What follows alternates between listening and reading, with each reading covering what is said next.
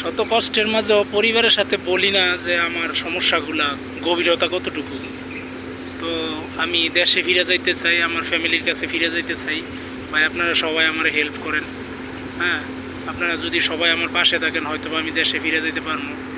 হ্যাঁ, আমার ফ্যামিলি জানে না এইসব বিষয়গুলা, যে আমার প্রবলেমের গভীরতাটা কতটুকু। আমি এইখানে না খাইয়ে থাকি তাও কারো কাছে শেয়ার করি না। হ্যাঁ, ফ্যামিলির কারো কাছে শেয়ার করি না। এইখানে আমার অনেক সমস্যা। এখানে ঠিকমতো বেতন দেয় না, কাজ নাই, কোম্পানি বিভিন্ন রকমের কঠিন কাজ এইগুলোর মধ্যে ধৈর্য লয়ে যায়। মাঝে মধ্যে বিল্ডিংয়ের এই মেশনের মধ্যে নিয়ে যায়, বিল্ডিংয়ের কনস্ট্রাকশন কাজের মধ্যে, যেগুলো আমি কোনো সময় করি নাই। আমি বাংলাদেশ থেকে ইলেকট্রিক ট্রেড লাগাই এই দেশে আসছি। হ্যাঁ, আমার এই কাজ দেয় নাই। আমি অনেক সমস্যার মধ্যে আছি।